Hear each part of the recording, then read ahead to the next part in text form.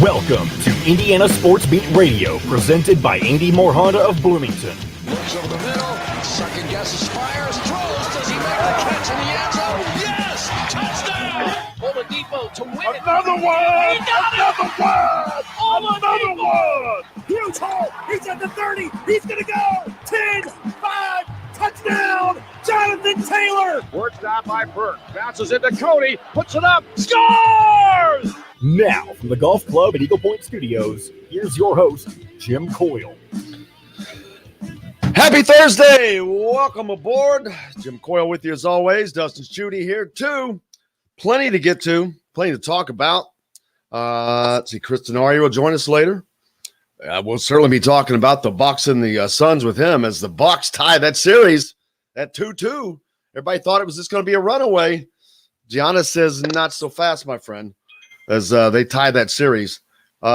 Police arrest 4 for racist abuse of English soccer players. The Tokyo virus is at a 6-month high. What are we, 2 weeks from the games? Bradley Beal for Team USA is in protocol. There's that. Other than that, things are great. Things are super calm, aren't they? Dwayne asking, "Wait, what's wrong with Dustin Schutte?" Dwayne asking, when's Don Fisher coming back? He returns when the season returns. He's like a bear. He goes into hibernation as soon as the season's over. They box him away. They put him in this sealed container, and Don Fisher goes into the oxygen chamber where he is kept for the 5 months that he's off the air, keep the voice clean. Late August, they bring him out, shot him back up, get him starting back up, and away we go. So that should be the last week of August, I'm guessing. Jennifer says she saw the video of IU President Witten throwing a football to Coach Allen. You have never seen McRobbie do something like that. Times are looking brighter at IU. Absolutely. I couldn't agree with that more. I've said it. And he said good morning as well. The entire administration at Indiana right now, the timing is absolutely perfect because the athletic programs the timing is coming out of COVID. I've mentioned time and time again how many of these top programs are going to be at a high level this season. You have possibly, it's hard to say this early in his tenure, but potentially the best athletics director the school's ever had. He was trained to be what he is doing for a long, long time. And now you have a president that understands the importance of melding academics with athletics at a school like Indiana that is a very, very high level in both. So, yes, the timing of that and it happening is of uber importance. Yeah, and I mentioned that before, living in Kennesaw, and she was previously the president at Kennesaw State. I had season tickets to Owls basketball games for a couple seasons, and there wasn't a game where she didn't attend. I don't know that that's going to be the case at Indiana, but she understands how athletics can drive enrollment, how it can meld with academics, and how you can become a big-time university. And so I think it's great that you see her. She was interacting with Tom Allen and Mike Woodson yesterday, it looked like, or earlier this week. So that's good. She's getting involved with all the coaches, getting to meet all those people. And, another individual who did that, started off their tenure kind of that same way, was Christina Johnson, the new president at Ohio State University. And so you kind of see that's kind of the formula to build a successful program, have those relationships with those coaches on a more personal level. And I don't know much about the previous administration in Indiana, but I do know that President Witten is going to put an emphasis on athletics, and she's not just going to push it by the wayside. It's going to be a very much a focus point for the school. And not that it hasn't in the past, but it's going to be a priority for her. Yeah, and not only that, I mean, you mentioned two females. coincidentally. And I think that for those who say the females have not gotten as much of a chance, here's two that are kind of getting a shot at replacing. I can't remember who Ohio State's previous president was. I'm going to go out on a limb and say it was not a female. It was Michael Drake. Was he a stodgy old white guy? No. Okay. Well, IU's had a stodgy old white guy from another country on top of that. So that's a great opportunity, period. But it's a great opportunity because now a female is going to get a chance, the opportunity to come in and fix, for lack of a better word, tinker and without doing a lot, she's doing a lot. Throwing that football, that does a lot. Right. That does a lot. Doesn't even, you don't have to say a word. Simply throwing that football says a lot. It says that she's a part of this university, all of the university. Of course she's good. Of course she cares about academics. It's Indiana. My gosh, it's a Big Ten school. We're not talking about some JUCO here. We're talking about one of the top schools in the United States, with one of the top business schools in the United States, with one of the top music schools in the world. Of course, academics will always matter, but athletics should too, because athletics draw people to your school. They draw attention. They make money. They do a lot of things of value.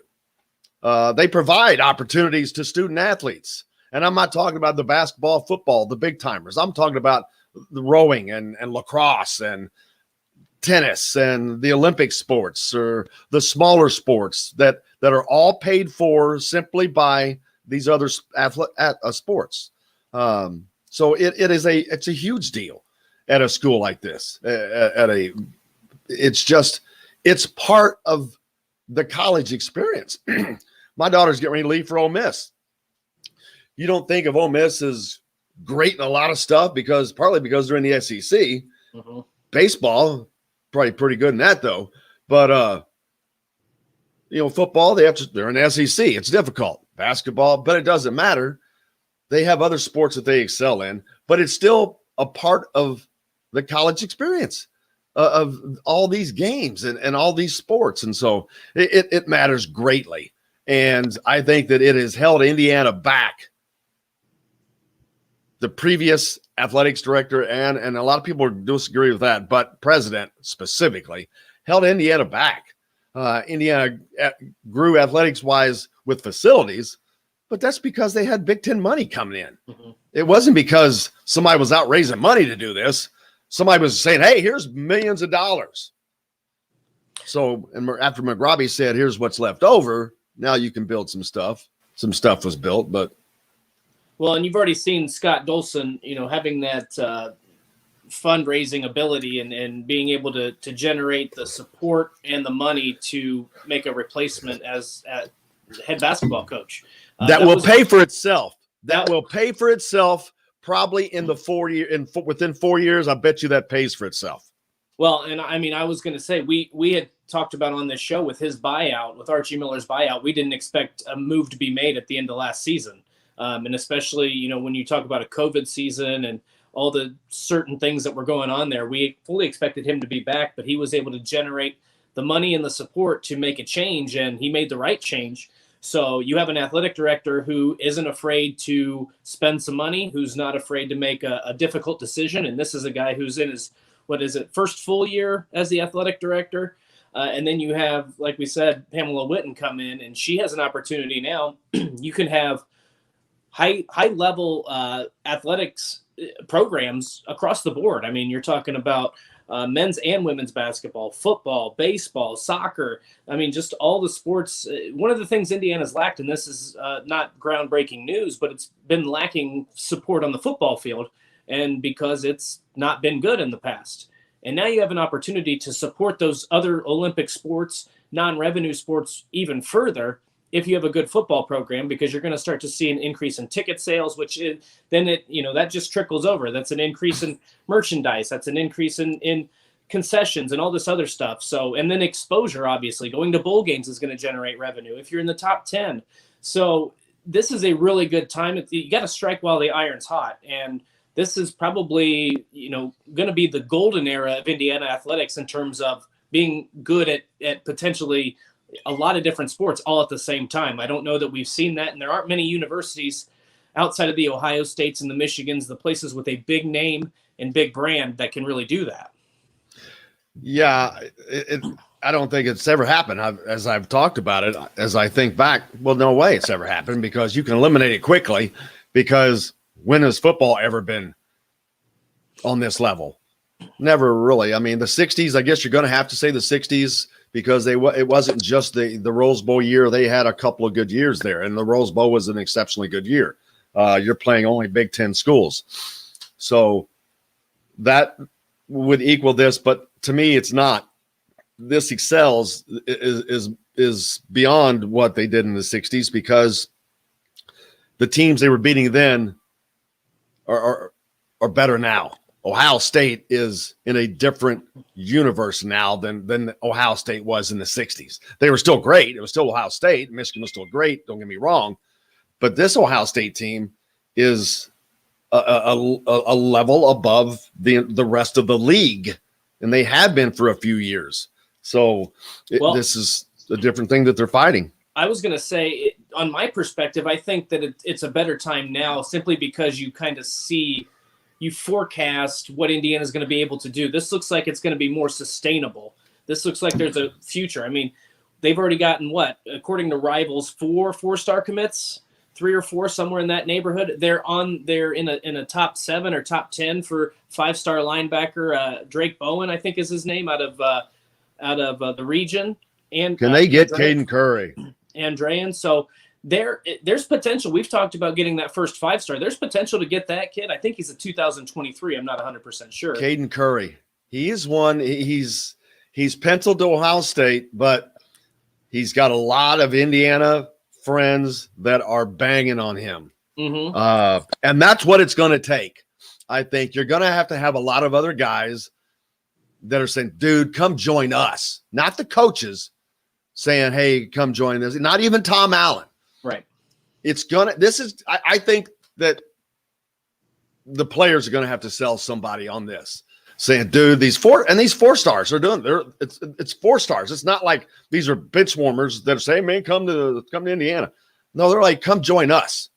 Come join us and make this happen. And once that happens, man, that's opening up that crack, that seam. And once that seam opens, who knows? Well, and when you start to get more of these 4-star and interest in 5-star, I mean, those are guys that are going to camps. They're at the Elite 11. They're taking part in the opening. They're doing all these different camps together. So when you get one of those guys, he's got a big connection of other really talented players, whether or not they're a 3-star, a 4-star, or a 5-star. It broadens that pool. And then it helps coaches, because coaches and players are going to talk. Who should we be recruiting? And I think that that's going to play a big role. And I think that's what you're starting to see, because as Indiana continues to get commitments from multiple 4-star guys, you're starting to see the pool expand. Indiana's in a lot more top 10s and top 5s and top 3s for 4-star and 5-star players than they've ever been before. And it's all because you're starting to see them get multiple 4-star guys.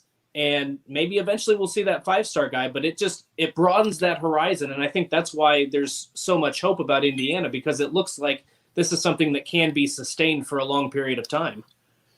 Well, we're talking football. The man Matt Taylor's up next. We got to take a break. Voice of the Colts joins us when we come back. We'll be right back to the Golf Club at Eagle Point Studios for more Indiana Sports Beat Radio with Jim Coyle, presented by Andy Moore Honda of Bloomington. Hey, Hoosier fans, whether you're... I think she was talking basketball. Oh, yeah. Y'all got to keep up with us. Hey, Matt, are you able to add a Colts logo to your little profile for the screen? If not, I can do that, but I wanted to go ahead and ask you. Unless he's away from his mic right now. He's muted. You're muted if you don't know that. If you could hear us. It says he chose to mute himself, so I can't unmute him. So I'll wait till he gets back. Oh, and maybe. He said to F you. He says, screw you, I got to give me a Colts logo now. RBO Sprint says, good morning. Hello from Eldora Speedway Campground. What's happening at Eldora Speedway this weekend? They just having a party. Well, I'll tell you right now, by gosh, because I'm on Eldora's 2021 schedule. Hey, Matt, can you hear me now? Yeah. Did you hear what I was saying earlier about the logo, or no? Yeah, why don't you, if you don't mind to do that, that would be easier for me. Okay, that's fine. No big deal at all. Hello, Matthew. What do you guys know? I know very little. I know that I'm still waiting to get your stupid cards from Psalms. Got like 3 freaking months worth they owe. Well, it's all good, man. What do you guys what did you guys do? But For what the else fourth? is up, man? I did very little. I did very little, to be honest with you. It was pretty boring. I had my daughter up here the last couple of days. That was cool. We went to Yogi's and Crazy Horse for lunch yesterday and played a little bit of golf and played darts the other night and pool. Some cricket. How often do you play the course down there on the lake? A lot. Yeah, that's good. It's in great shape, man. It's really in good shape. Yeah, that's what my dad said. It's compared to years past, it's looking really good. Hey, there's a scramble coming up on the 20th of something. When was that, John? Here, let me pull it up. Which one are you talking about? Well, the first one. Okay, hold The on. one at Friday the 20th. What month was that? Oh. August 20th. That's up towards you. Can you in Mooresville? All right, we got 10 seconds. We got 10 seconds. You want to Bloomington, play? then stay for dinner at Sam's Clubhouse. Sam's Restaurant. not if it's Professionals in- in the art of food and drink. At this point, like training camp's going to be nuts. So This I'll be in segment is Westfield every brought day. to you by Sam's Family of Restaurants. Fresh, local, family. Now back to the Golf Club at Eagle Point Studios for more Indiana Sports Beat Radio with Jim Coyle, presented by Andy Moore Honda of Bloomington. Here's Jim Coyle. Welcome back on this Thursday. Joined now by the voice of the Indianapolis Colts, Matt Taylor. How are you, sir? I'm great. How you guys doing? Lovely. Enjoying the summer as it has proceeded nicely. This has been a splendid summer, to be honest with you. The heat that usually and humidity that normally play, which I know it's July is only half over and we've got August to get through, but man, I'm cool with it so far because normally we've had a bunch of bad tastes of it and we haven't. It's been okay. I tell you what, if you just jinxed us, I'm gonna be so pissed because we're about to start training camp, and I'm about to be outside all day, every day for about a month straight in Westfield, which is beautiful, by the way. But you know, if you just jinxed us as far as the humidity and the 90-degree temperatures, I'm gonna drive down to Bloomington myself and punch you right in the gut. Man, when I back in the old high school days and two-a-days, it was the worst time of my life. I mean, to this day, it was the worst 2 weeks of my life for 3 years in a row. And every year in the middle of it, I'm like, why are you doing this? Why you screw this? Because it I know makes why, you, man. man. It makes you better. It builds character. You go through adversity, right? You build bonds, bro. You go through it together. Misery loves company. That's why you do Oh it. my God. Oh, I know why, but man, you're over there throwing up, and it's if you haven't gone through a 2 week 2 a days, you missed out on. It's really special, and it's something are they allowed to do that anymore at the high school level? Really? I think you guys would know better than me, but I don't think so. I'm pretty sure I think it's down to 1 a days, and then you might be able to do a film study or something. Pansies! Workout. What a bunch of pansies! I think 2 a days are the days of 2 a days have come and gone. Or how about this? Man. How about the guys? You guys all played sports, so you had all different kinds of teammates and characters and personalities. But how about the guys when you're in the middle of two-a-days? It's like the end of that first week, going into the second week, and you're just beating the crap out of each other. And that first practice is over at like 10:30. The next practice starts at 3. You're supposed to get a nice meal, kind of get off your feet a little bit. How about the guys that just don't take a shower and play video games between practices? Like, that is the most disgusting thing I can think of, is to like lay in your dorm room bed without having showered and then putting on your nasty pads that you just practiced in for 2 hours earlier that day. Like, we all had those guys. We all had that teammate. And the worst thing, I always thought it was bad going back for that second practice when everything was still wet. But the worst thing was actually going back the next day and everything is still wet. That's what, and it just, there is no smell like a football locker room after two-a-days. After 2 weeks, 2 weeks of two-a-days. It's ungodly. It's funny. I mean, I remember coaches forcing players to take stuff home to watch, just to say, you have to take this home, get it out of here. It was funny. Kids are goofballs.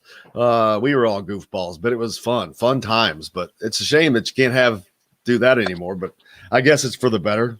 Maybe not. Who knows? Looking forward to this football season. Looking forward to fans, first of all, on all levels. I don't care, Matt, if it's high school, college, or the NFL. Fans in the stands, it's going to be a blast. Yeah, and it starts with training camp. And so, get out your calendars. If you're a Colts fan, go to Colts.com/camp. Everything about Colts camp is free, $0. So all you have to do is go to Colts.com/camp, get you a ticket to get in, but it's free. And there's 19 practices. There's 19 practices that you can see this team for about an hour and a half, 2 hours, get better every day, heading into the preseason, heading into the regular season. If you want to see some really good action, August 12th, August 13th, those are the joint practice dates the Colts have with the Carolina Panthers ahead of that first preseason game at Lucas Oil Stadium. And those are really, I think, the way things are going with, going from 4 preseason games down to 3. I think, they've already started to become the norm, but I think they have to be sort of, and it's an unwritten thing going forward that each team needs to have joint practices with another team that they get together with ahead of the preseason, just so you can get your frontline guys some work, some reps, because we saw in 2019, the last time there was a preseason, it was trending where guys really weren't playing a lot in preseason games. Their experience was going way, way down just so they can get to the regular season unscathed and healthy. So I think you got to spar a little bit and get some good one-on-one, ones versus ones, that is, first team versus first team reps in those joint practices, which is going to be so beneficial with those Carolina Panther get-togethers. Again, August 12th, August 13th at Grand Park in Westfield. Matt, I don't know if it's quite as bad as it used to be, but there used to be this misconception that, guys in your profession, play-by-play, just kind of show up, they call the game, they go home. But it's incredibly hard work. That's Matt Taylor. You have to be about Matt Taylor, right? you have to be incredibly prepared. What all goes into your preparation before you're taking the microphone that first week of the season? Well, it really is, to your point. You're exactly right. It's a year-long job for me, in the off season, starting really a week or two after the season is over. It's all about maintenance, and it's all about building up, your preparation sheets. You look at the schedule, you know the schedule ahead of time. You just don't know the dates and what times you're going to play these teams, but you know who you're going to be playing, well in advance of the schedule coming out in order in late April and May.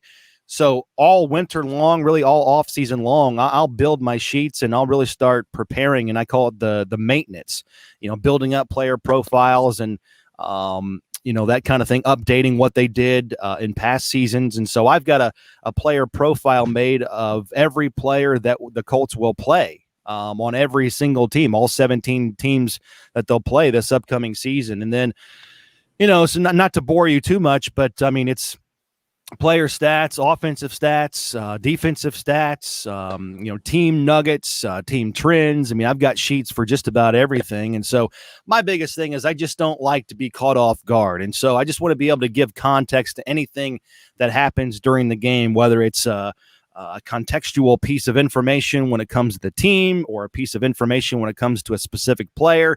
And so that's my goal. And I just spend a lot of time in the off season, taking my time, budgeting my time to make sure I have all of that put together.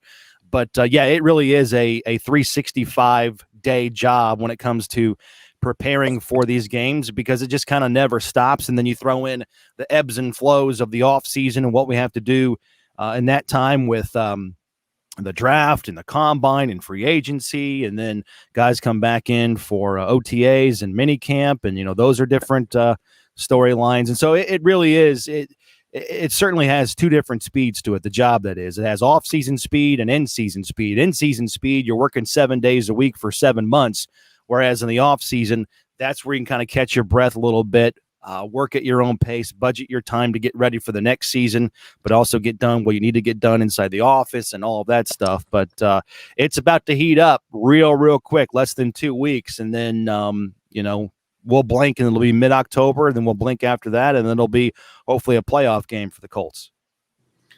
Looking forward to getting up there to training camp this year. And the folks, I'm sure that they're looking forward to getting out there as well. That'll be fun for them to get to do. Especially, you're talking about the. I think they should eliminate all preseason games. I think they're pointless. When they're not pointless, but they're pointless after the first quarter. Or either eliminate them or just narrow them down to 1 quarter length. Just play 1 quarter preseason games. But I like these. What they're doing with, it's kind of like the old jamborees back in the high school days. Not the same thing, but what they are with the Panthers. A little less formal, but I think it's just all about the money. Is it just too much money to lose on these preseason games? Is that what it's about? I mean, the preseason games have become about the back end of the roster players and getting experience for them and seeing what they can do against liked competition.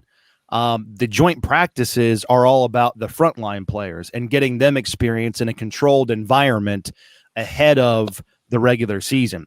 So I would disagree that they're pointless, but they have certainly morphed over the years. Again, you go back to 2019. Traditionally, the model before 2019 was this. It was, you had 4 preseason games. The 1s and the 2s would play roughly a couple of series in the first game. They would play roughly a quarter in the second game. The third game they would play, they called that the dress rehearsal. So they would play an entire half. There would be a small element of game planning. And so you would practice that in terms of the routine in practice. Here's what they do on first and second down. Here's what they like to do inside the red zone.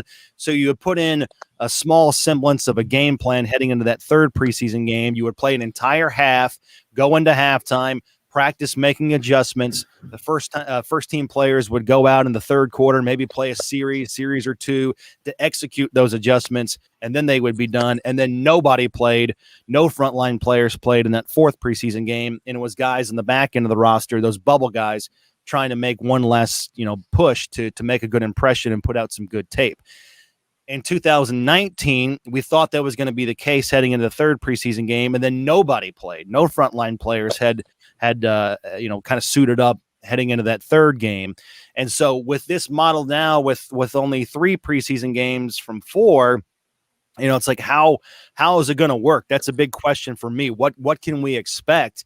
And I just think those frontline players with 2 joint practices with Carolina, those are going to be big. Plus, if you look at the Colts schedule with 17 games and having the latest possible bye in the NFL in mid-December, you're going to hear terms like, load management, kind of borrow that from the NBA, veteran days off. We're going to monitor, injury, history and try to prevent things. Bottom line, once the Colts report in a couple weeks on June 27th, from that point on until the middle of December, this team's not going to have an extended time off. You're talking about trying to be available, trying to stay healthy, trying to, stay mentally with it. That is a long, long time in a very brutal sport and a really, really tough league. So it's going to be something, kind of interesting to see how it all plays out. But that preseason equation's kind of mixed in with that. And so I think it's all about staying healthy, but also sparring, being physical to the point where you feel like you're ready for the start of the regular season. Man, it's a tricky, delicate balance. And it's going to be really interesting and fascinating to see how Frank Reich and Chris Ballard handle that heading into training camp starting in a couple of weeks. Matt, the big questions during the offseason, basically about the quarterback position, but I'm interested to get your take. We've had you on the show on a weekly basis, and you've talked about offensive line, defensive end, some other positions. What kind of questions, or what are you most kind of intrigued heading into this camp to see, and what are you expecting in a couple weeks out of the Colts? What are your biggest question marks, I guess, heading into camp? Yeah, I think you hit them. I mean, I think, with Justin Houston and Danico Autry no longer on your roster, I mean, those two guys the last 2 years combined for 37% of the team sack total. And so, you factor in a whole lot more pressures, on top of those sacks. And so, you're looking at about seven guys. Let's see if I can rattle them off the top of my head here. You got Kamoko Ture, Ben Banogu, Al-Qadim Muhammad, Isaac Rochelle, Taekwon Lewis, Kwity Paye, and Dio Adangbo. Those seven guys have combined for 17 and a half sacks in the last 2 years combined. Now, it's a little bit unfair because Kamoko's been banged up. Kwity Paye and Dio Adangbo are both rookies, haven't even, practiced yet in the NFL, but you get the idea. So where's the pressure going to come from? Where are the sacks going to come from, especially early in the season when you play those first 5 games of the season against teams that won 10 games last year, all made the playoffs, things like that. So it's getting after the quarterback, and then it's protecting the quarterback. Carson Wentz is here. He was the most sacked quarterback in the NFL last year. Now his offensive line in Philadelphia was a little bit banged up. They had a lot of, rotating cast of characters. But Eric Fisher is banged up heading into this season, coming off a torn Achilles in the AFC Championship game. When's he going to be back? When he does come back, how healthy is he going to be? How effective is he going to be? And then in the meantime, who is going to play left tackle? Is it going to be Sam Tevy? Is it going to be Julian Davenport? Is it going to be Will Holden? And how effective will they be? So, I hate to kind of stop there, but that's what the game kind of boils down to, is getting after their quarterback and protecting your own. Moving on down from that, I would say who plays the nickel cornerback for the Colts? Xavier Rhodes and Kenny Moore are pretty solid outside corners, but what happens when the Colts play in the sub packages, when they have to go nickel and they slow down against some elite receivers right out of the gate, and DK Metcalf and Lockett, and you're going to see AJ Brown and Julio Jones twice a year. You're going to see those guys in the first 3 weeks of the season. So it's going to be, this team is solid. They've got a great core, but it's this squad is not without some interesting storylines heading into camp. And, those first 5 days or so of training camp in Westfield, I think a lot of eyeballs are going to be on those situations that I just discussed. Well, I think it's probably music to the fans' ears, Colts fans' ears, that you stopped after the offensive and defensive line, because while those are the two, most important position groups, you could argue, the fact that you're not rattling off and going down question marks on, 8 different positions on the field, that's probably a really good sign for the Colts. No, that's right. I mean, this team it's a solidly built and well-constructed team under Chris Ballard. And to take it probably 40, 50,000 feet high up in the air, look at this squad, I think it's time. I really do. I think it's time for this team to take the next step, because, again, you were 11-5 last year. You made the playoffs, but you haven't won the division since 2014. And 9 of the 11 wins last year for the Colts were against teams that finished under 500. they were 1-4 against teams that made the AFC playoffs, including that loss in the playoffs to the Buffalo Bills. So you get where I'm going. This is a really good team, but it's time to take the next step and beat the big boys and get off to a good start, quite frankly. Again, those first 5 games of the season, that's a meat grinder, an absolute gauntlet. And this team hasn't won on opening day. The Colts have not won a week 1 game since 2013. So those first 5 games, they're not the end-all, be-all, but, man, they're going to go a long way in determining, how good this team is, how viable it is for a playoff spot. You're going to be playing some good teams inside the AFC that you're going to be jockeying for position with. So tiebreaker scenarios are going to be on the line right out of the gate. So every game matters. That's cliche. You say it every year. But in a 17-game season, with how loaded the AFC playoff picture could be based on how it looked last year, every game is going to be really, really important. And I just think the Colts need to get off to a good start and not dig themselves too much of a hole given their schedule at the front end, whereas at the back end, the last 9 games of the season next year for the Colts on paper is the easiest in the NFL. Plus, getting off to a good start with all the newness is important, I think, for the confidence of the team. Otherwise, you're spinning your wheels just trying to get that going on how that's going to work out. Which, if they can hit the ground running, man, that is just going to start a season that could go much better than a lot of people think. We'll have to sign it. But a lot of things you said also ring true for the Indiana Hoosiers. Very familiar. There was a lot of things that you said that are the same for them. It's time for them to see what they can do now. They've had a couple of really good seasons, moving up, getting higher, going to bowl games, not winning these bowl games, but trying to make that next move up. And they could finish 3rd in the Big Ten East. And to me, they can still make a move up, because playing against at Michigan, at Penn State, at Iowa with fans in the stands, that's way different than last year. So if they're able to have a semblance of success this year, which to me, success would be 8-4, but I think they go 9-3, and I think they should go 9-3.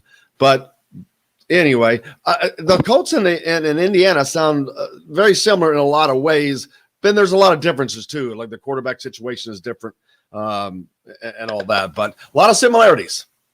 Who do you have them losing to? Well, in your 9-3 scenario, Ohio State, you have to, just because, and it's not that I don't think Indiana can beat them. I absolutely think they can. Hell, they could have beat them last year. But if I have to pick losses, Ohio State, the Iowa game, I definitely think they can win that game. But if I have to pick a loss, that one, and Penn State. Penn State is just tough. It's on the road. Again, it's a game they can win, because 2 years ago we saw that they could have, should have won that game at Penn State. But right. Could have, should have, and doing are two different things. They could be better than 9-3. They could be 8-4, but who knows? I think that they end up 9-3, possibly 10-2. It all hinges on the health of Michael Penix. Everything hinges on the health of Michael Penix. Well, I mean, you're exactly right. I do have last year. The word I would use last season on my anticipation for the season would be eagerness. This year I have what I would classify anxiety, because they're supposed to be really good, and I'm just not used to that yet as a classical historical IU football fan. And you're exactly right that the things that give you a little bit of a trepidation give me too. I'm cautiously optimistic, but you're right. I mean, IU is no longer the hunter. They are the hunted. And that's a completely different psychological dynamic, a completely different mentality. And guys have to get used to that. And I don't know if they are used to that, certainly not in an IU uniform. And so I have a lot of anxiety about the expectations. I'm not used to expectations, certainly not to this level as an IU football fan. I mean, again, I'm just not too far removed from just get the 6 wins. Let's beat the crap out of Ball State. Let's beat Western Kentucky in the non-conference. Let's beat Illinois, Minnesota, and Purdue and get the 6 wins.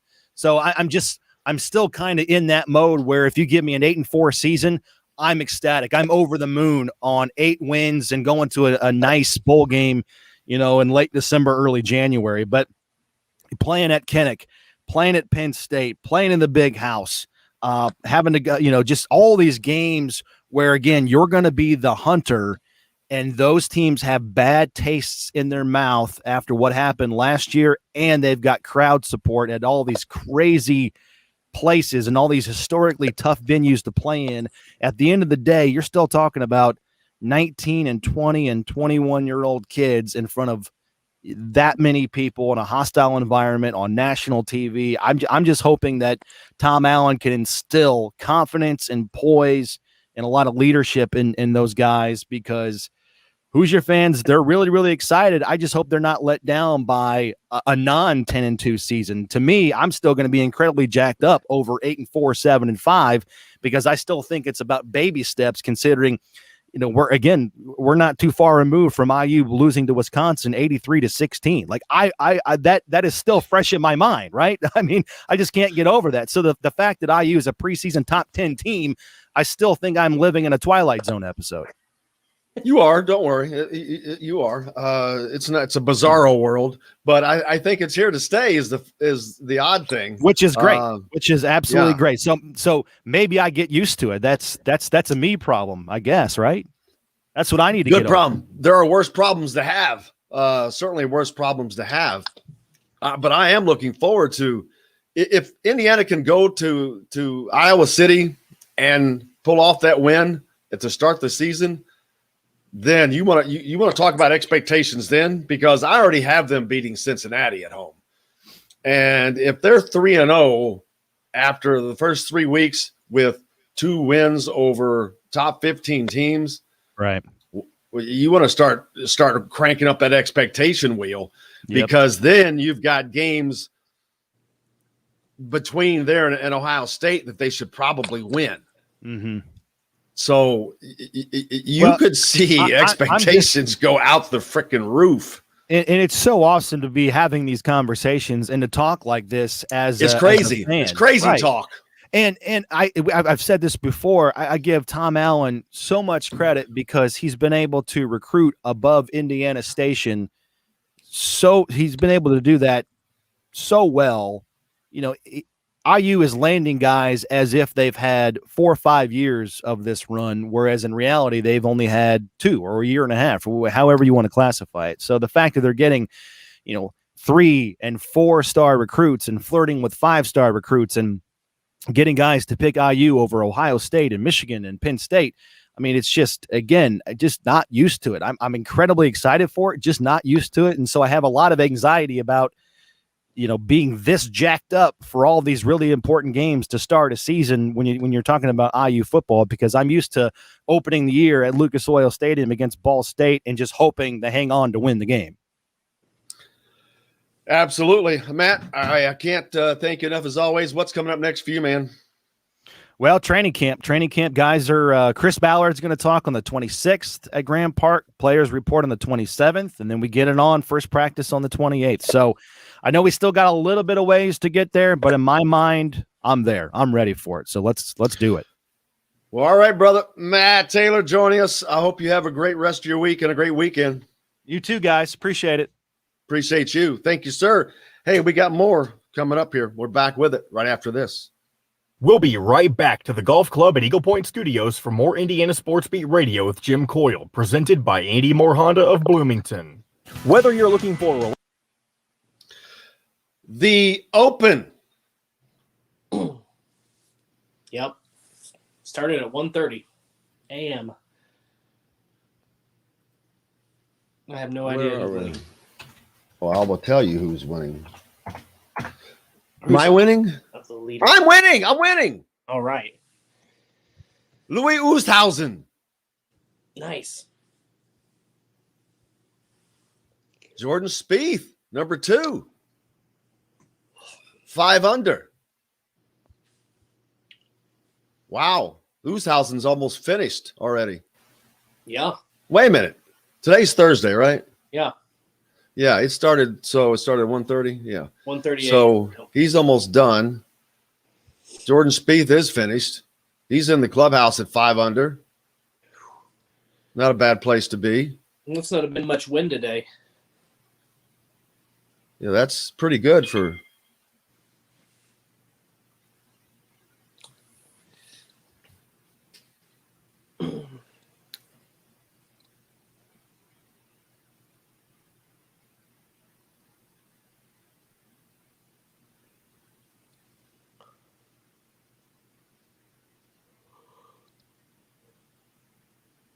Excuse me.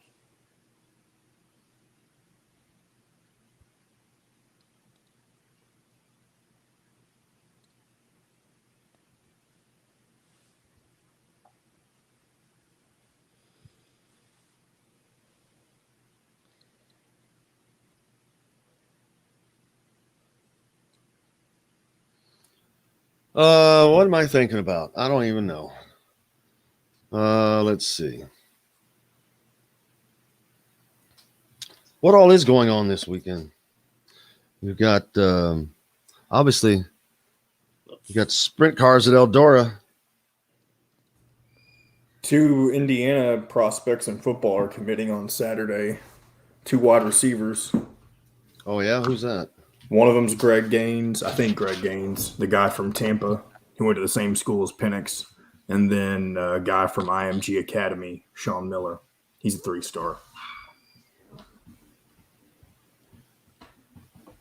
Well, with that being said, I will bring us back in. More Honda of Bloomington's got you covered.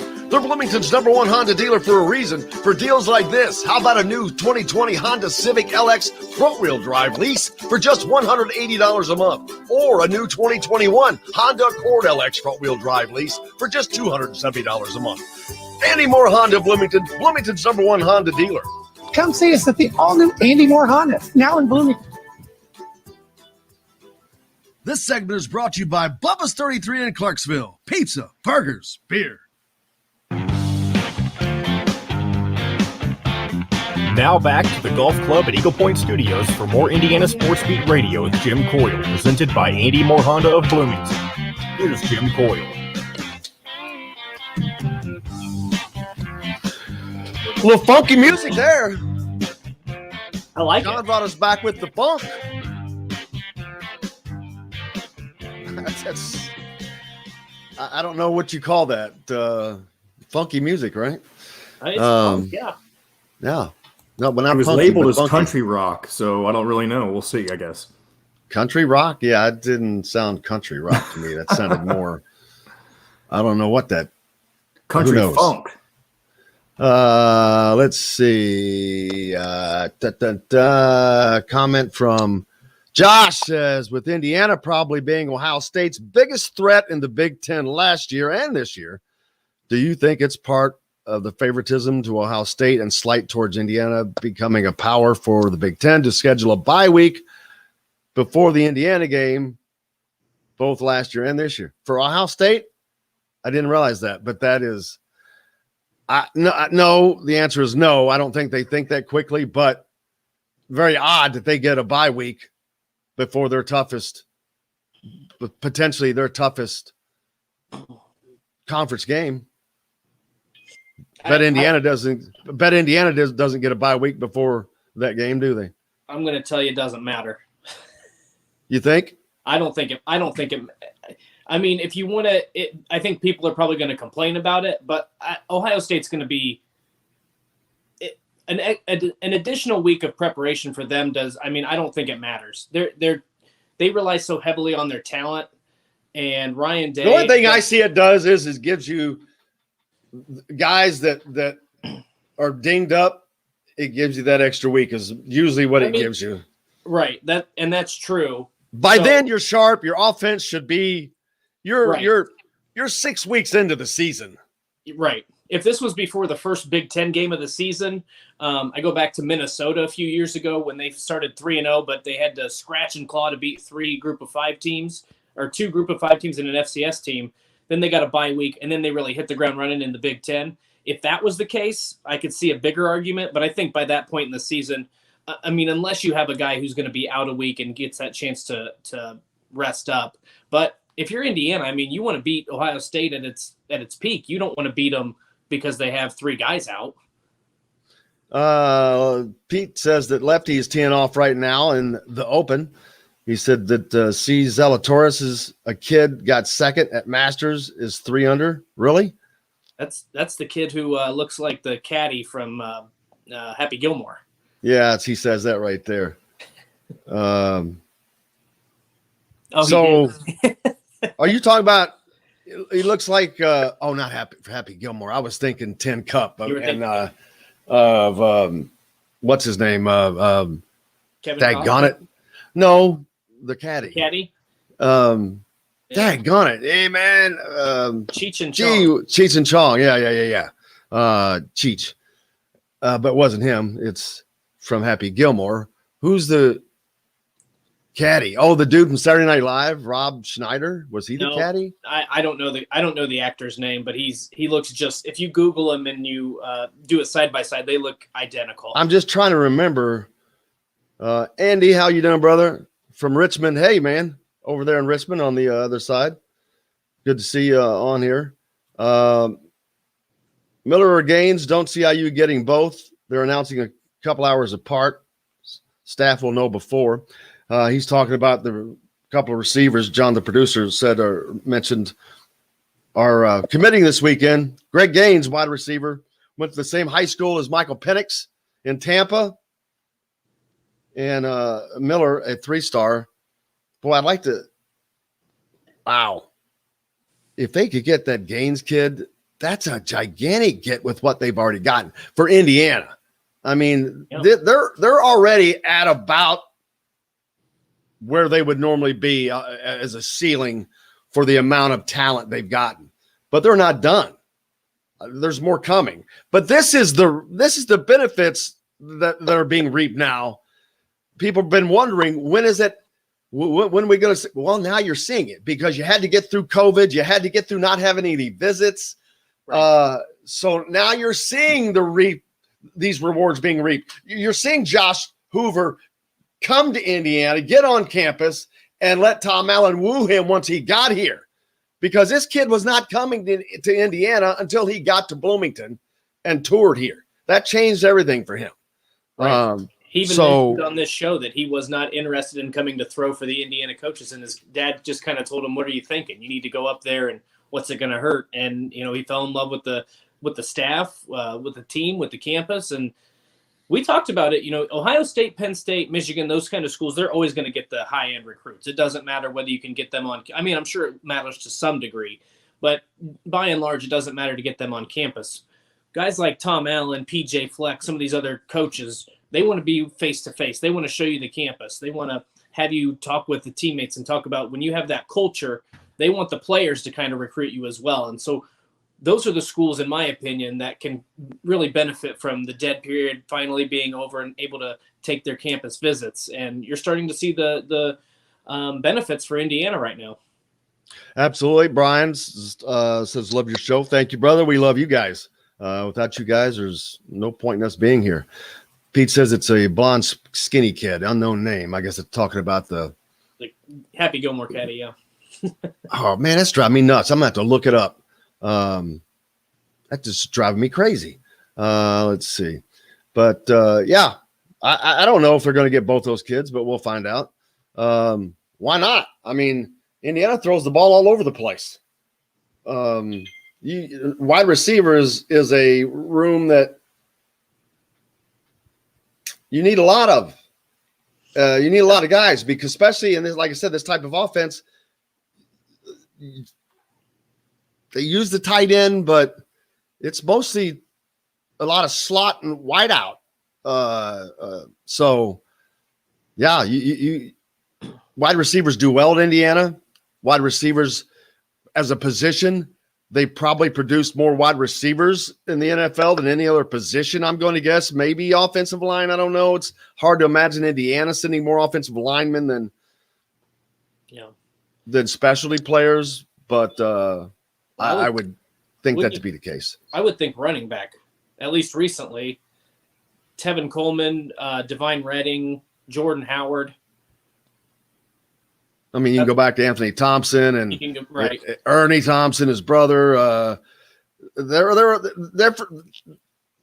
Yeah, you may be right. I mean, they had a string, and because there was a string after Anthony Thompson, even. Daggone it. Right after him. I'm trying to. Oh man, Vaughn Dunbar. Some good running backs. Yeah. Indiana's had some good running backs. Tevin Coleman, none better than Anthony Thompson, but Tevin Coleman was special. I've just never seen a guy that at any moment could just go. And I mean, gone. Imagine a Tevin Coleman on this team. Holy crap. With a really good offensive line, or at least a solid offensive line. It's the one thing this team has missed. They've not had a running game. We got to take a break, but they've not had a running game. They've just not had one. I'm just Samson. I mean, Stevie Scott just didn't do much for me. I mean, I know he's a 1,000-yard rusher and they throw the ball a lot, but he never had, to me, he didn't have game-changing runs. He didn't have game-breaking runs. He didn't do things that really impacted the game, impacted a drive. He just didn't impact the offense. The running game has not been impactful, period. And that's got to change. If you want to be great, you've got to be good at every position, especially running back. He was a good running back. He would fall forward. But he was more of kind of like a power 3 yards in a cloud of dust type of running back. Exactly. He did not have that same pop that some of those other guys had that we just talked about. We got to take a break. Our good friend Chris Denari joins us next. We're back right after this. We'll be right back to the Golf Club at Eagle Point Studios for more Indiana Sports Beat Radio with Jim Coyle, presented by Andy Moore Honda of Bloomington. Hey, Hoosier fans, whether you're Oh, boy.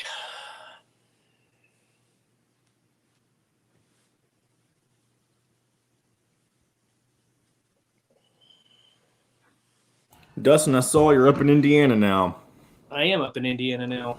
Where are you staying at? Or maybe you shouldn't say that over the air. Not that people are going to go out looking for you. But yeah, well, the reason I say that is because earlier this week I gave Charlie Miller my number over the air, and Jim was like, "You shouldn't do that." Oh yeah. Now he's killing. Well, now he's been killing. Well, it's because he's been killing puppies all week. I said you shouldn't give your number out if you're going to be murdering puppies. Welcome to the puppy murder den, Chris Denari. Good. What are you guys talking about? John, the producer, has been killing puppies this week.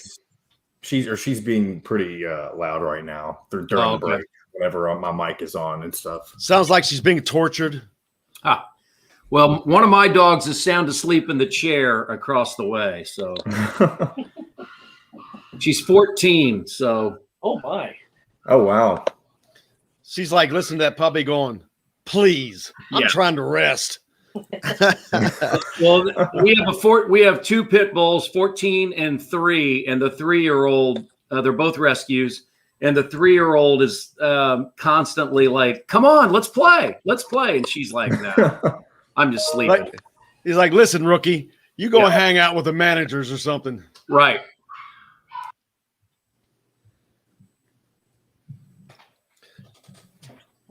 Let's see. I got a couple of scrambles coming up that if you are interested in playing, it'll be covered. One's in Mooresville, so that one's close. Yeah. The other one is here. But one's in August, the one's in September. I'll send you the info. Okay. All right. Sounds good. I played when we were on vacation, we got rained out. But I played right before I left. Our oldest son was up from Myrtle Beach. We played Brickyard. It was in great shape. I mean, you're the second person that has played that lately and said great things about it. Oh, they've dumped money into it. They've redone all the cart paths. They've got curbing. they've got an unlimited budget right now. Dustin, did you bring your clubs? I have them in my car. Yep. All right, we're going to play. We'll play during media days. I've got to play this stupid course. I'm tired of hearing about it. Sounds good. I mean, back. So you're back in Indiana, Dustin? A day on the links at Eagle Point in Bloomington, then stay for dinner For at a Sam's while? Clubhouse. Sam's Restaurants, Have you professionals moved? in the art of food and drink. Big Ten Media Days. This segment is brought to you by Sam's Family of Restaurants. Fresh, local, family. Now back to the Golf Club at Eagle Point Studios for more Indiana Sports Beat Radio with Jim Coyle, presented by Andy Moore Honda of Bloomington. Here's Jim Coyle. Welcome back on this Thursday. Dustin Schutte with me as always, and joined by the great Chris Denari, the voice of the Pacers, who is getting his voice some rest, hopefully, and getting ready for the season as the finals are still underway. We were talking about that earlier, as the Bucks and the Suns are now tied at 2, which most people, me included, thought that was just going to be a runaway after the first couple of games. The Suns looked like the Bucks, they were over it and done, tired and out. But now it's a series, baby. Well, let's wait for Chris to join us back. Go ahead, Dustin. Yeah, no, that was a really fun game last night. It looked like the Suns. The end of the game was really exciting, and Devin Booker got away with a couple fouls. He should have been fouled out of the game, but the Bucks were able to survive, so it ended up not mattering. Giannis had one of the best finals blocks probably in history, and so it's just been really exciting. And I think it's a lot of fun for people because of the fact that these aren't teams that everybody expected. This isn't the power teams or the super teams that you see in the NBA Finals traditionally. It's just been a lot of fun to watch the Suns and Bucks because I don't think anybody would have pegged these two teams to be in the finals. And here we are 2-2 with really exciting games the past couple weeks. No, I asked that, Chris. I asked somebody the other day, I'm like, could you imagine the Bucks maybe because of Giannis, but I don't think anyone saw the Suns and the Bucks in the NBA Finals for certain. It's almost, I don't want to say starless, but it's because it's not with Giannis and Chris Paul. Yeah. But Chris Paul has never been that guy. He's been part of being the guy, but he's never been the guy, which this is great for him because this is going to be something that a legacy for him. So he's definitely wanting to win. And then, of course, Giannis on the other side. So you still got two guys that are going at it, leading these teams. Yeah, I mean, you think about Phoenix. They were last in the playoffs in 2010. They had gone 10 straight years not in the playoffs. And you think back to the days, Phoenix when they had Dan Marley and Steve Nash and Amari Stoudemire, Grant Hill was there. I mean, they were a really good franchise, and they hit on very hard times. But you saw it last year out of the bubble. They won all 8 games in the bubble, fell short of the playoffs. And, most will say, Monty Williams is a really good coach, but adding Chris Paul and Jay Crowder, Chris Paul had never played in the finals, but he's played at a high level. Jay Crowder played in the finals last year with Miami, and so it gives him a veteran presence. But it's the development that the NBA is in right now of brand new stars, right? Devin Booker is a star. He will be one of the best players in the NBA for years to come. I mean, he had a lackluster game 3, and he proved yesterday just how good he is going for, a 40 spot in a game 4. So I think what it does, it gives a lot of teams across the league hope because you can see what Phoenix has done. Is DeAndre Ayton is really good, but is he a superstar? No. Devin Booker will be a superstar. I don't think he is a superstar maybe yet. Chris Paul is a very good, if not great all-star guard, but he's never been on that level. They've got Cam Johnson, they've got Mikal Bridges, Cameron Payne, all very good players. But I think it says to the rest of the league, if you can build a team, you can contend for a championship. And exactly, the Pacers are that type of team because they're a mid-sized market. They've always played competitively, so they've been kind of stuck in this perpetual never having a great draft that we talked about and having not had a single-digit draft pick since 89 or whatever. So you get stuck in that, and so you have to build from the middle out, which these teams drop to the bottom and come back, but the Pacers never hit rock bottom.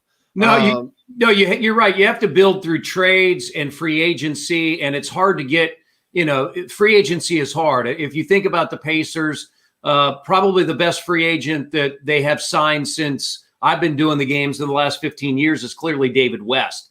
And one of the reasons they were able to get David West, he was coming off an ACL injury. So, he wasn't 100%, but the Pacers felt that he was somebody that could come in and help them establish a culture. And there's no question he did. And, I think back to, it's almost 10 years ago now when you think about the run that the Pacers had. In 2011, they went to the first round. They got beat by Chicago. In 2012, they made it to the Eastern Conference semifinals, and they used that to build for a 2-year run where they made the Eastern Conference finals. They were a step away from going to the NBA finals, but in both those years, they were stopped by LeBron James and the Miami Heat. So the Pacers have tasted that, but it's been some time. The last number of years prior to this year, 5 straight years making the playoffs, not getting out of the first round. So I've said this, a lot of it is luck, putting yourself in position at the time. Look at Atlanta this year. They were a team that was 6 games under 500 when they fired their coach, elevated Nate McMillan, and they went on a run, not only winning a first-round playoff series, but getting to the Eastern Conference Finals. So a lot of it is putting yourself in position to do that. I see that there's a question from Brian Tompkins just about, changes that the Pacers are going to make. And I think we've talked about this over time. I'm really bullish on this roster, and I want to see what Rick Carlisle can do with this roster. I'm not saying there won't be some changes. Maybe one of the top 6 or 7 they package in a deal, but I tend to think it's going to be more changes around the edges because I think Rick Carlisle believes that this is a roster that can compete in the upper level of the Eastern Conference. I'm not going to go out and say, hey, they can win a championship right now, but I think it's definitely a roster that can get back to the postseason. And if you can win a first-round series, just like I said about Atlanta, then all things are possible, and that's where this team wants to be. Devin Booker and his play, I bring him up only because he was the 13th selection in the NBA draft is what the Pacers currently have. Does what he's doing show even more how important this draft pick is for the Pacers of what it could be if they use it for themselves? And it's interesting because it's hard for me to compare. When you think about 13 picks, you've had Devin Booker, you've had Donovan Mitchell, and those are 2 pretty top-line players that are on the verge of becoming I guess, a superstar. I don't know if that is out there in this pick. I hear a lot about the Moody kid from Arkansas that will, somewhere be around 10 through 15. I just don't know enough about these college players to know how good they'll be. But let's go back. Guys, you watched Devin Booker in college. He played 1 year at Kentucky, never started. He was the 6th man for John Calipari and averaged 10 points a game. And here's a guy putting up 40 in Game 4 of the NBA Finals. So sometimes it's very hard to take what they did in college and push that into the NBA. I mean, if you look at one of the Pacers, let's say their last 2 top draft picks. Who thought Paul George would be what he is now when he played at Fresno State? And let's be honest about Miles Turner. I went to the NCAA tournament game in Pittsburgh when Texas played Cleveland, or when Texas played Butler. I had left from Cleveland to get to Pittsburgh, and Miles Turner had 2 points in that game against the Butler Bulldogs. And he clearly, I think, is a better pro than he was in college. So it's a little hard to look at what a guy has done in college basketball, and then sort of project what he might do in the NBA. Rumor mill a little bit with Eric Gordon potentially as a possible trade involving the Pacers, which I'm sure the Pacers fans would love that. Hoosier fans would love that. You don't think Dustin doesn't think so? Okay, I'm just gonna. This is my fan because every year there's an Eric Gordon rumor that he's coming to the Pacers, and it's not happened. So I don't even listen to that anymore. To me, I don't know if the draft's so much important, Chris, as I think it is. You talked about getting a trade or signing some guy or getting a free agent, because when Rick Carlisle took the job, he had his opening press conference. He basically compared this team to a Pistons team that was in the building stages before it won an NBA championship in the mid-2000s. Yeah. So that tells me, from a guy who's won an NBA title, from a guy who's been to the finals a couple times and coached Detroit, coached the Pacers, coached the Mavericks, that this team is, as we kind of talked about, I think they're one veteran piece away from getting to that next level. And it doesn't necessarily, to me, have to be a 30-point scorer, because you're going to get TJ Warren hopefully back. It's got to be a guy who's a vocal leader, a leader, whether he's playing 30 minutes or whether he's playing 3 minutes a game. You got to have somebody that takes control of this team and kind of is the leader in that locker room. That's just my opinion. Yeah, I mean, I think one of the things that they miss is somebody like a Thad Young. I mean, Thad Young was a terrific leader. Al Jefferson was a really good leader, even though he didn't play very much. And that's very rare, to have a leader who doesn't play a lot that can help lead your team. It's interesting because everybody sort of leads in their own different way. I do believe Malcolm Brogdon has leadership skills, but he does things a little bit differently. He's really pretty quiet and self-contained, if you will. Domantas Sabonis has the opportunity to be a leader, but he's not an overly demonstrative guy as well. So, I think you can have leadership by committee if you have different people lead in different ways. And maybe they do need more of a voice, somebody that can come in to that locker room and be more vocal and pull things out of players. I also think it'll be important, in that relationship between, coach and player, staff and players. And it's not official yet what we've seen. The Pacers have made no announcement about members of Rick Carlisle's staff, but what we have seen, at least out in the marketplace, is that it looks like Lloyd Pierce is going to be an assistant. It looks like former Butler basketball player Ronald Nored is going to sort of come home to Indianapolis, but we really haven't seen anything yet. I think the staff that Rick puts together will be very important in how they relate to this Pacers team. Calbert Chaney, any word on his status? Everything that I've heard is that I believe he is going to stay with the organization. He was involved in a player development role, and I think again, I have not been down to the Ascension St. Vincent Center for any of the workouts. Everything we continue to do is still via Zoom.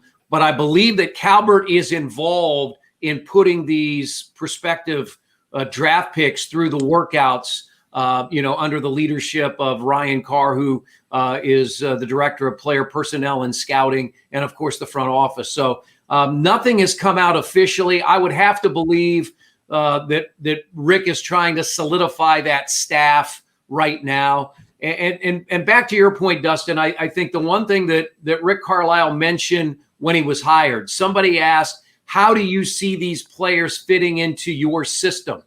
And Carlisle was quick to say, I don't have a system. I take the players that I have and I build a system around them. Now, I do believe he has a certain way he wants to play defense, but I think we've talked in the last month or two. I think the mistake that Nate Bjorkgren made is he tried to take a system and then make his players fit into that system. And especially from a defensive end, I just don't think that worked. I think you've got to be able, you have a way you want to play, but you've got to be able to modify that around the personnel that you have, because you can't put square pegs in round holes. It just doesn't work. And I think that's what we saw happen, especially toward the end of the year. the Pacers defense was not good enough, but I believe a lot of that was scheme. I've had this conversation with a lot of people. Some people say they don't feel the Pacers are good enough individually defensively. Well, that may be true, but I go back to 2000, that NBA Finals team, those guys weren't great individually defensively, Reggie and Mark Jackson and Chris Mullin and Smits, but they had built a team defensive system that made them really good. And I think that's what Rick Carlisle will try to do with this group. Man, I can't even put a round ball, a small round ball in a bigger round circle. What are you talking about, square pegs and round holes? Are you talking about your golf game when you're on the Yes. playground, you cannot get the ball into the cup?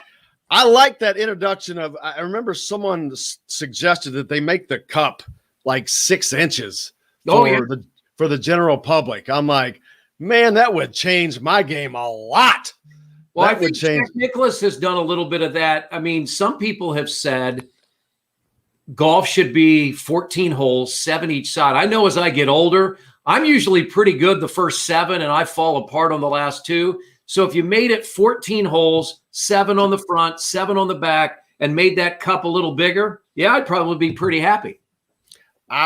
You would be definitely more apt to play 18 a lot, or play a full round a lot, right? Because it would shorten the game. I think it would draw more interest. You could get more people on and off the golf course quicker, and it would make you feel like you're getting something accomplished sometimes. But yeah, heck yeah, man. But how is the golf game going? Not bad. I still have not played very much, and we were on vacation in Michigan. We got rained out. The weather was sort of cold. We were down in Myrtle Beach, didn't play golf. Our son got engaged. As I told you guys before we went on the air, I did play Brickyard Crossing a couple of Fridays ago. It was spectacular. The commitment that Roger Penske has made, not just to the Indianapolis Motor Speedway proper, but to that golf course, it's outstanding. So I would encourage anybody that has an opportunity to play there. So hopefully as we move along through the summer, I'll play a little bit more. I seem to be more committed to spending 4 hours on my acre of grass, getting it mowed and making it look good than I do with my golf game right now. So 4 hours on 1 acre? What are you cutting it blade by blade? No, I've got a 30-inch deck. Sometimes you got to double mow it to make those stripes look good. And then I've got the weed eater and the blower. I've sent you some pictures, Jim. You know what my yard looks like. He's all serious about it, man. I've got it striped. I have 3 golf flags in the backyard so that if I want to have a little chipping game, I can do it. So, I'm one of those guys that when we moved 2 years ago, a lot of people say you downsize or downspace. I went from a quarter acre to an acre. Oh, baby. He's in heaven. He's in heaven now. Yeah. He is in heaven. The Open is going on. Speaking of golf, the Open is going on right now. I've got it on. When I woke up to let one of the dogs out at about 3:30 in the morning, and I put it on Peacock so I could watch a little bit Open Championship before I went back to bed. Is that so? They're carrying it on it. So It means it's on NBC. Golf Channel right now. I'll have to pull that up. Is Oosthuizen still leading? He's through his round. So yeah, he's 6 under in the clubhouse. Yeah, with Jordan Spieth. Yeah, 5 under. Yeah. What was I haven't seen any of it. So if you've seen it, what was the weather like? It not bad. The wind is not bad, and just watching their coverage, they said it had rained quite a bit over there, so the conditions are pretty soft. So you can get the ball pretty close to the pin. John Daly, he has to be the most unlikely of the.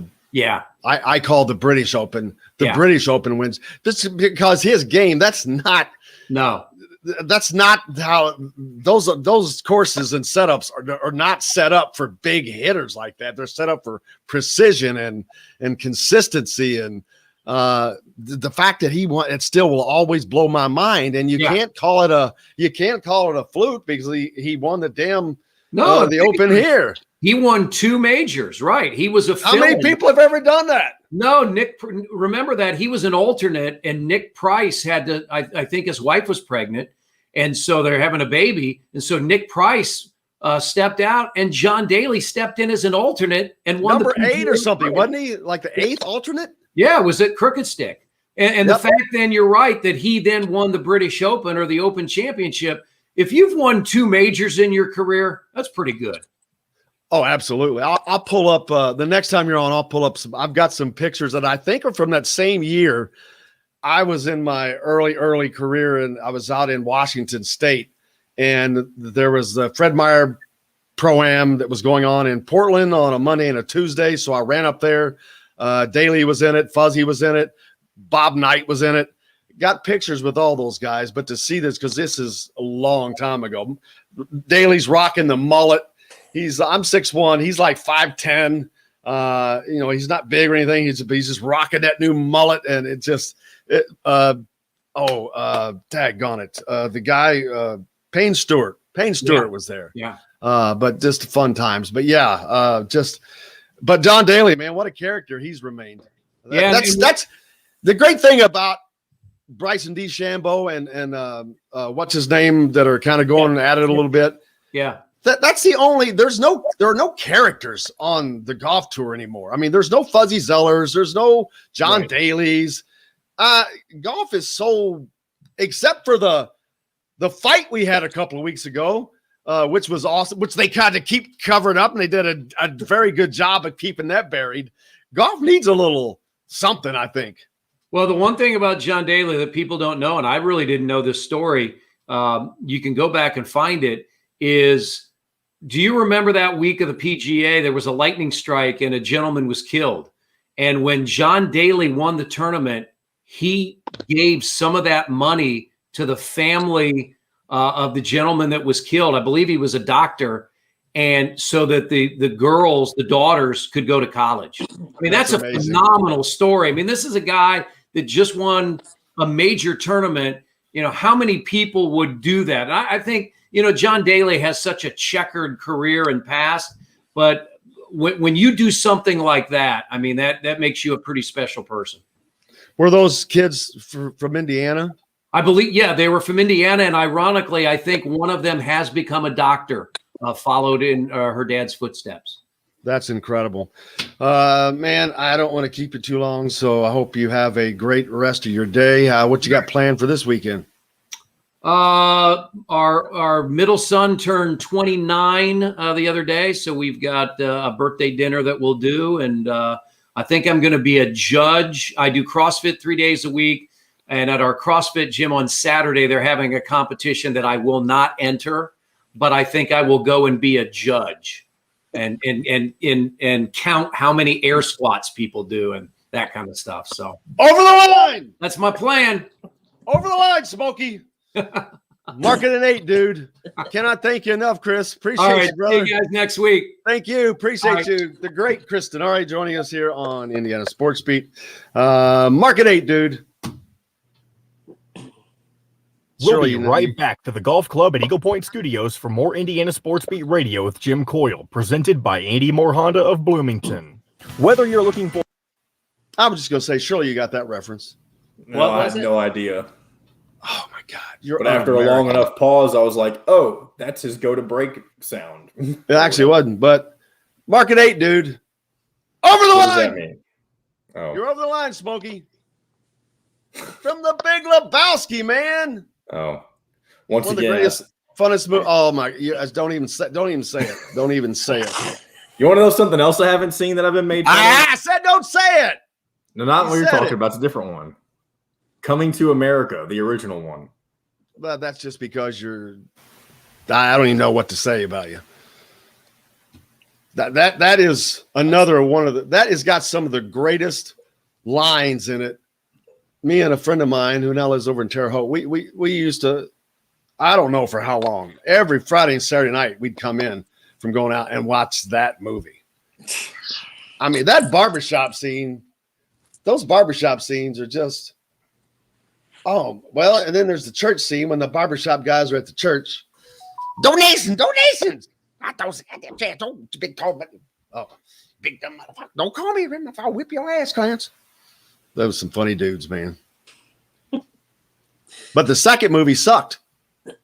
Was it a remake? I saw that it. Well, they didn't remake. It was an actual sequel. Yeah. It just was it was like a real cheaply done. They released it during COVID a few months ago. Marcus Carr considering Australia. See, there's a guy he's going to get. You know why he's considering Australia? He's getting stuck. Yep. Now, how does a guy like that get stuck? Somebody will somebody's going to swoop in and get him. Probably because he took too long. Yeah, but somebody's going to end up with him is the thing. What the hell happened? How come I won't come back up? Yeah, kicking the pup out. Who said that? No, pup just fell asleep. That's what I'm saying. He whines for about 20 minutes at a time, and then he'll be quiet for about 30 or 40 minutes. And you have to let him do that. You have to let him. Yep. And then when they're not yelping, that's when you go get them. Yep. You never go get them while they're yelping. Mm-hmm. The Blazing Saddles is a good movie, but a great movie. Go ahead and bring us back in.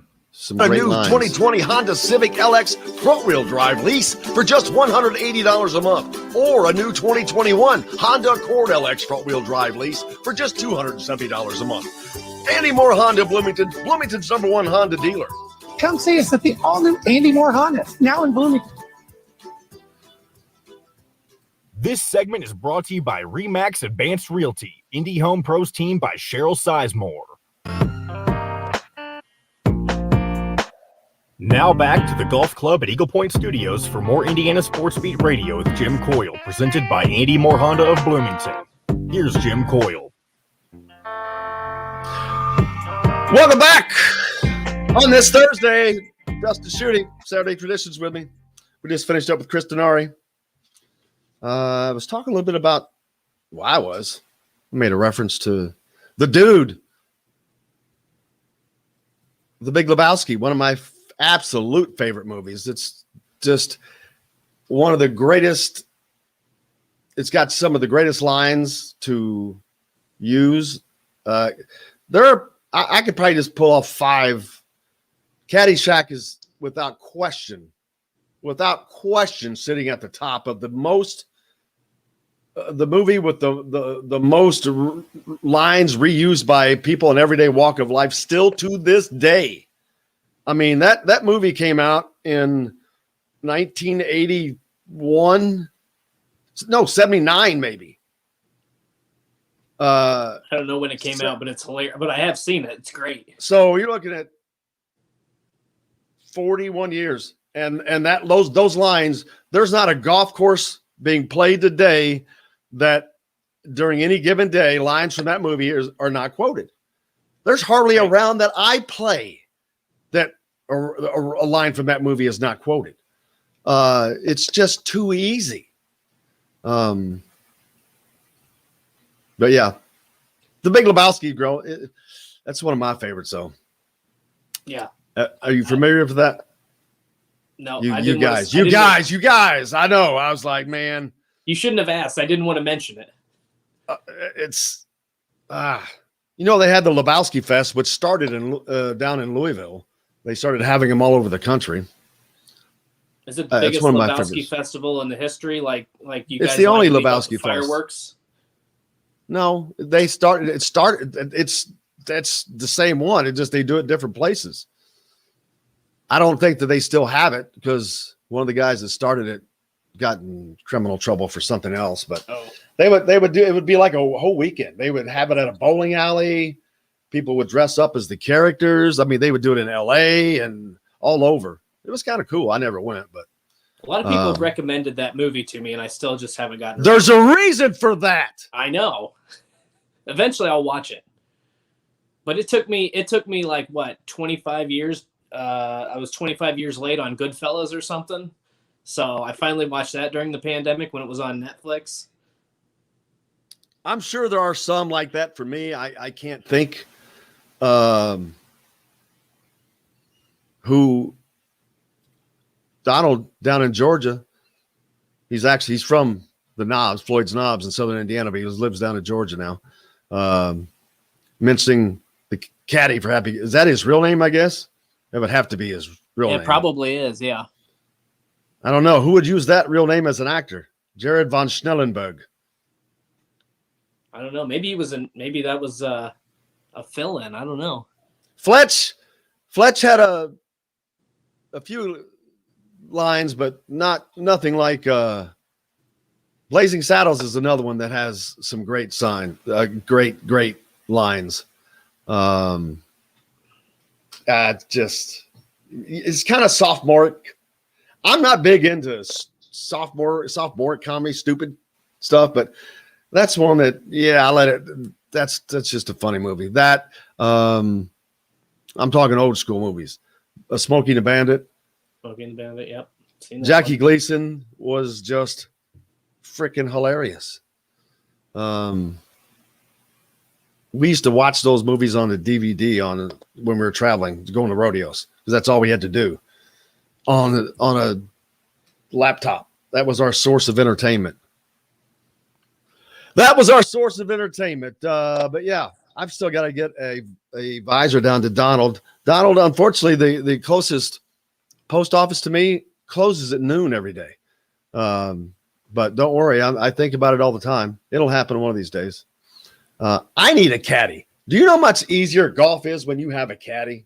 I would be nervous to. Oh my God. It's the greatest thing in the world. You don't lose ball. For one, you don't lose golf balls. That's over. That's nice. I need that. And it's just, it's much more relaxing because there's nothing to worry about. You don't have to worry about finding your ball.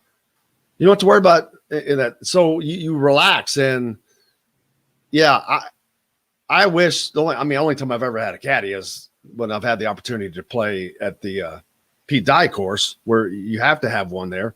But it's well worth it. But I think that some places should start offering that. I think it would be a heck of a service if just for not having to go get your balls and crap like that. I mean, if you watch Caddyshack, that name, that's where the caddies were hanging out, the little caddy area, the caddy shack. That's what we're talking about. And that was back in the day. That was kind of a cool thing back then. I never was at a country club or anything like that. I grew up out in the country. I didn't grow up playing golf, but that would have been a cool way to spend your summers. That's the great golfers back in the day. Tommy and Fuzzy Zeller. Tommy tells me all the time, yeah, Mom would drop us off in the morning at 7:00, come back and pick us up at 7. They played 56 holes of golf all day. That's all they would do. I would have been a terrible caddy, though. My eyesight is awful. So you would have lost maybe more balls if I was in charge of keeping. You would have been fired quickly. Yes, yeah. I would not have made it past the first week. I can see me hitting a ball. I'm like, what did you give me? Dude, I wanted a 9, not a 6. Sight is definitely needed. So I did get to stop by. I had to go see my good friends at Reynolds Family Dentistry. Was that yesterday or the day before yesterday? I think it may have been the day before. So I did get to stop by Bubba's 33 in Clarksville. Sorry, Tim. It was a quick in and out when I was there, but the food was fantastic as always. I'll be back. Have to go back down there, but looking forward to that. But I am looking forward to just getting through the rest of the summer. I'm looking so forward to football, but I don't want to rush it. I want to just let it naturally get here. Yeah. We've got Big Ten Media Days already coming in a week. When does camp actually start? I know it would be sometime in August 1st. Do they go an entire month before? I think it's around. I think I saw around maybe August 5th or 6th, whatever. I think whatever that Monday is. And I think Illinois and Nebraska and those teams that are playing in week 0, I think they get to start a week earlier. The 5th would be a Thursday. Okay. I thought maybe I'm thinking maybe it's a few days later. I saw one team tweet out. I thought I saw August 6th was going to be their first day of fall camp, but I could be. Well, that could very well be that. Even though it's a Friday, that could very well be, because that would give them 1, 2, 3. That's 4 weeks exactly before. So, look, then there you go. That's probably what it is then. Yeah. So, and that is what, 2 weeks? Yeah, 2 weeks after Big Ten Media Day. Which makes sense. Usually it's about 2 weeks after that. All the technology, I like using an old-fashioned calendar. I'm sitting here just flipping through it. I got stuff written on it. I'm like, screw that computer crap. I'd rather have one and stick it on the wall. We got to take a break. We'll be back to finish it up after this. We'll be right back to the Golf Club at Eagle Point Studios for more Indiana Sports Beat Radio with Jim Coyle, presented by Andy Moore Honda of Bloomington. Hey, Hoosier fans, whether Hey, I didn't ever hear back from the Eagle Point guy, but I emailed him early on the show. I've talked to him. He's doing lessons or some bullshit.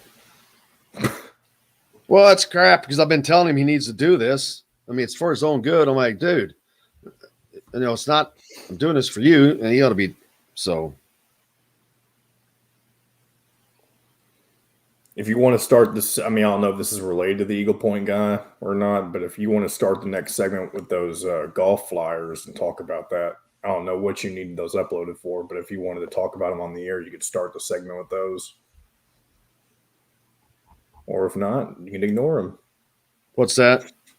The flyers you had me upload. I don't know if that was for a live read or what you needed those for, but yeah, when we come back, let's talk about those. Okay, cool.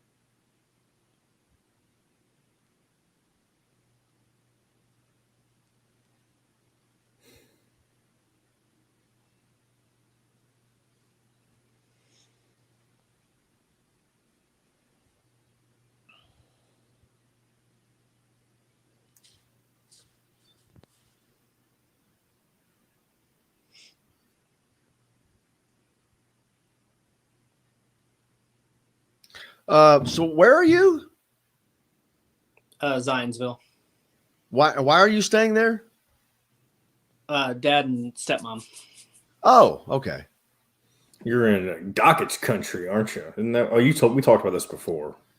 You're going to be there. What are you doing this weekend? I'm going to see my grandparents. Where are they? Walton, up near Logansport area. How far up is that? Oh, that's up north, straight north, isn't it? It's probably an hour and a half from here. All right, we're coming back. Street and Indy have a long list of craft beers and all of the right foods to go with.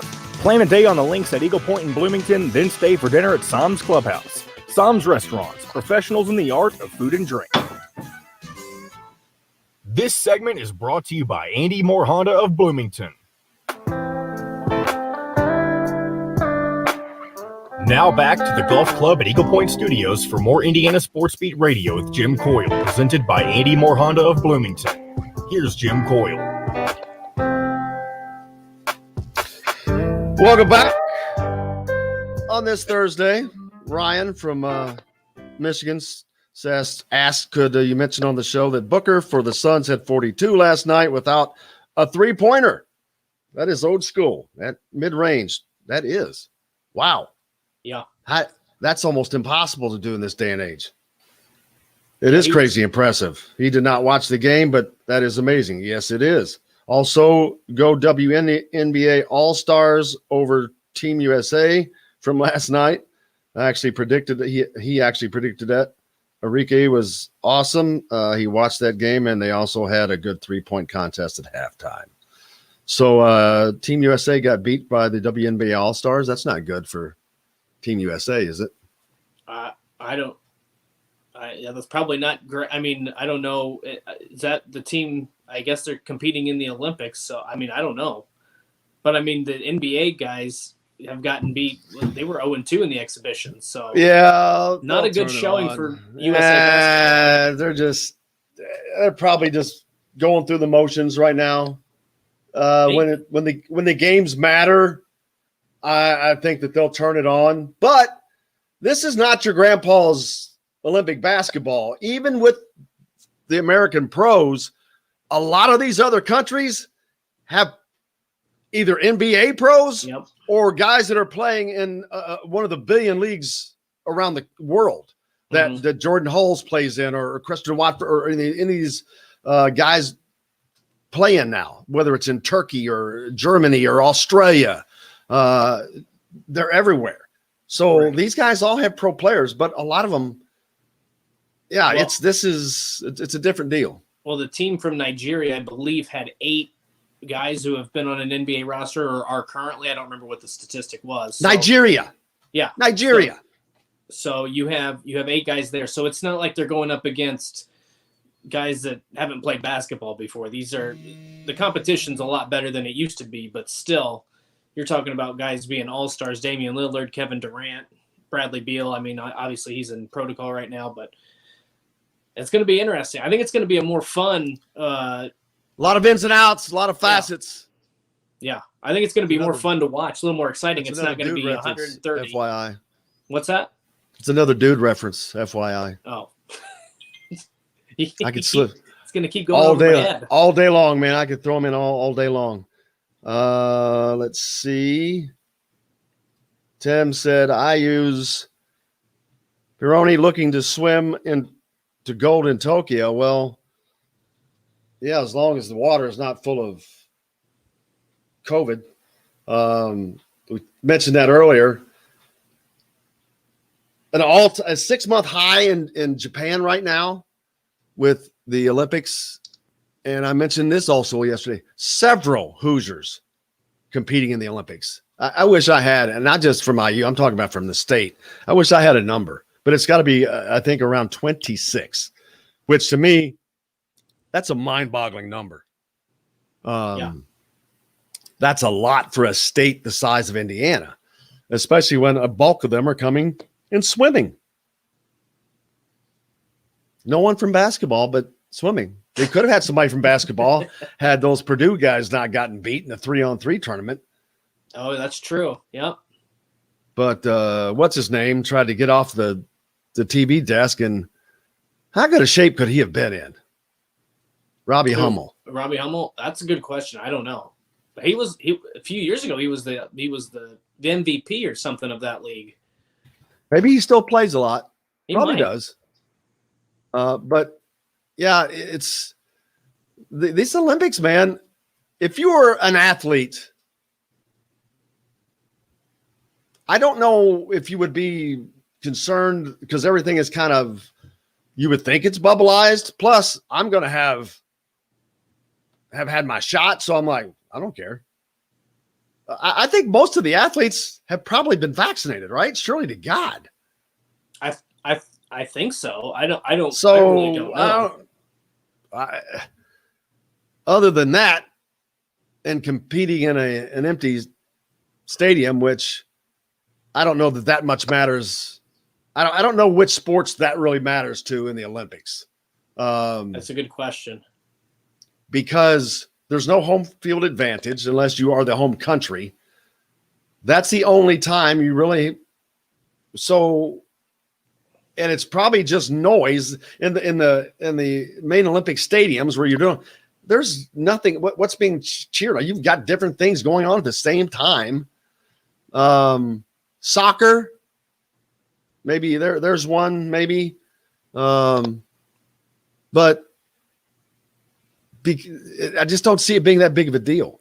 Other than the volunteers, they're workers, but I would think that most of the athletes would feel I don't know. I can't speak for them because I'm not there and I'm not one of them, but I'm vaccinated. I would feel if I'm fine, I'm comfortable in any situation because I feel vaccinated. I'm like, well, I would think that the ones that would have the most effect on would probably be those who have been to the Olympics before, in the sense that they're used to, doing this stuff in front of large crowds. If it's a person attending their first Olympics, it might, you kind of go back to football season. Look, Indiana had I hate to say it this way, but they had experience playing in front of not so packed stadiums, so that might have been a benefit throughout the course of the season. You could say that I said that, but I don't know that. I don't believe that, but you don't. I mean, I said that too, but I'm like,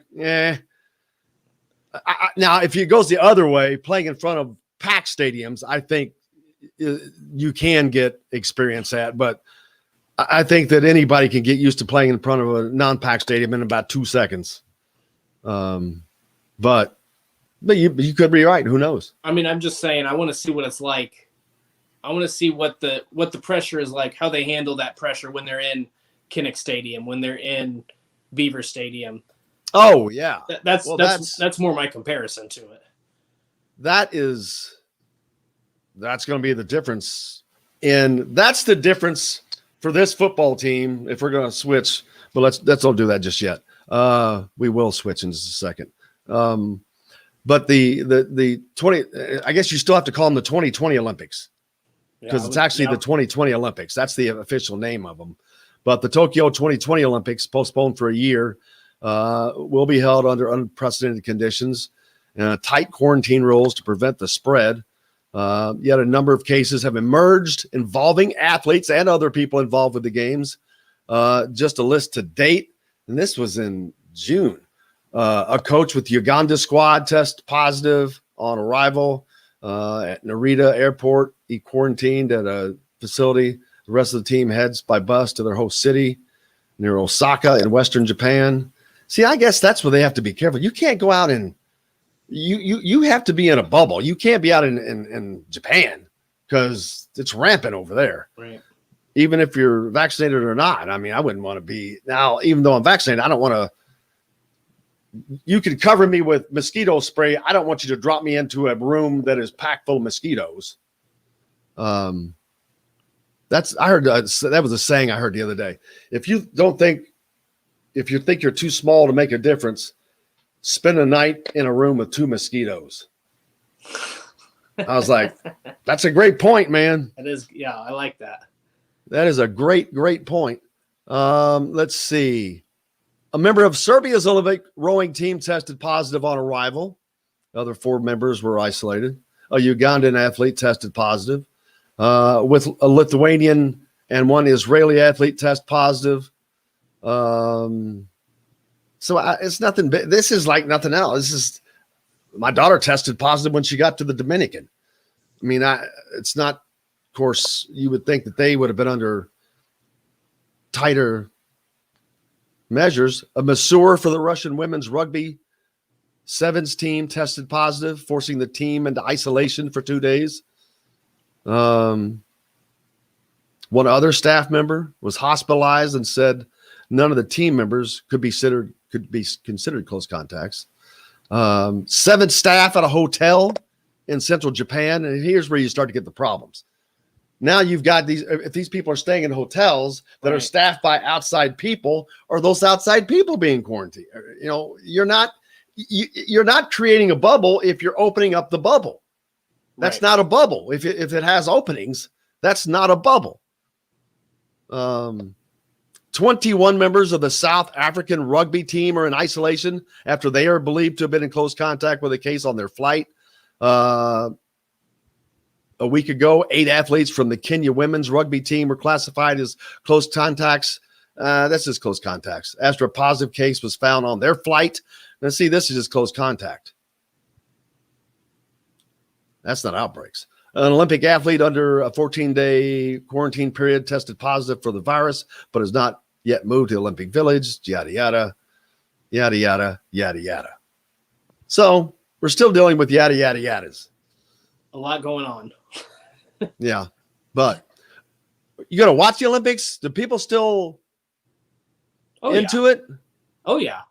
What do you like? What are you going to watch about the Olympics? Let's see. I watch swim. I watch just about everything that you can consume because it's stuff that you're not typically seeing. I mean, swimming, gymnastics, the track and field. I mean, just anything that you don't typically see. I'm not a big fan of things like basketball or golf or anything like if it's big time here. I don't watch much of it in the Olympics. I want to see the sports. I want to see the people like Simone Biles, the people like Michael Phelps, Lily King, the people who are truly great in their field, just dominate, the world. And even if it's not an individual from America, I mean, I want to see great be great. Usain Bolt. So that's what I watch. I watch these, just the people that don't typically get the airtime and they don't get the credit for their craft. That's what I love about the Olympics. Let's see. NASCAR, or are they heading off to New Hampshire Motor Speedway this weekend? Kind of an odd place for NASCAR. But they've been running there for a long time. I don't know how long they've been there, but but that's just. I mean, they've had some tracks that I know Dover used to be a big. I don't know if that's still there or not, but I think Dover, Delaware. They kind of Monster Mile, baby, the Monster Mile. Yeah, they had that most unique track that was just. It's like they still do. It's like a paperclip, I think, or there's that Martinsville. Dover's the Monster Mile. I think Martinsville's the paperclip. It's literally like literally like a paperclip. Yeah. When was this thing built? It's not that old. 1990. So there you go. This is the Magic Mile. My mistake. Oh, the Magic Mile. It's the Monster Mile at Dover. I was right. I didn't know this was the Magic Mile. So there's two. Well, I guess. Are they similar? Is there something that's... this looks like a paperclip too. Just longer straightaways, just quick turns. Yep. Looking forward though to playing. I want to play the Brickyard golf course, man. It sounds like it's been great. It is apparently in great shape. But just the coolness of hitting a golf shot and look, and if cars are going around, that would be incredible. I'm like, dangerous. I'm sure you're probably not allowed to play while practice, but that would be awesome. It would be dangerous for them. Yeah, that's what I'm saying. Because if I cut one loose, I can, if I happen, I can. I think I've gotten rid of that slice, but it can always come back. It can always come back. But yeah, man, I'm looking forward to. Are you back tomorrow? I'll be out tomorrow. He's out tomorrow, I'm looking forward to being back tomorrow and talking to all of you guys and getting ready to wrap it up for the weekend. We have got a ton of basketball recruiting news to talk about, as we have not talked about it yet. The Peach Jam is going on, but you can go to thehoosier.com and get all complete coverage, as it is running coverage there of that event that is going on, with a ton of potential players, Indiana players that are down there. Lots of offers. The guys that have already been offered are playing there. The SRX series, that's right, is this weekend. Pete said he did play during a practice session about 8 years ago. You are far from the track. Not far enough, my friend. I promise you. I think that if you give me the right opportunity, I could find the track. I'm surprised by that. I really am surprised they let people on the infield for when there's cars going around. But I guess if you're far enough away, you're probably behind walls or whatever, but we'll certainly find out. But I can't thank all of you guys enough, especially the newer names that we keep seeing. I love that. Keep spreading the word. Let them know they can find us. If you can't find us on radio, let the radio station near you know that they should have us. But you can always find us here at YouTube or on podcasts, wherever you prefer. But we prefer it. Everybody's digging the YouTube thing, man. But it's just more fun to watch than to listen, I guess, right? Well, and I mean, you get to see our beautiful smiling faces. So why wouldn't you tune into YouTube? That's right. My championship smile from Reynolds Family Dentistry. Oh, there you go. Perfect. So, but yeah, looking forward to the weekend. I'm going to watch the Open. I'm going to try to play a little golf. I'm trying to relax because it's just life as I know it is about over. It's about to go from this kind of nice, relaxing feeling that's only been going on for about 2 months now, to that next week 25-8-366 schedule for the next 8 months. Because it's not just football. Basketball is hitting at the same time. Men's and women's soccer starts. Then you've got the NFL starting.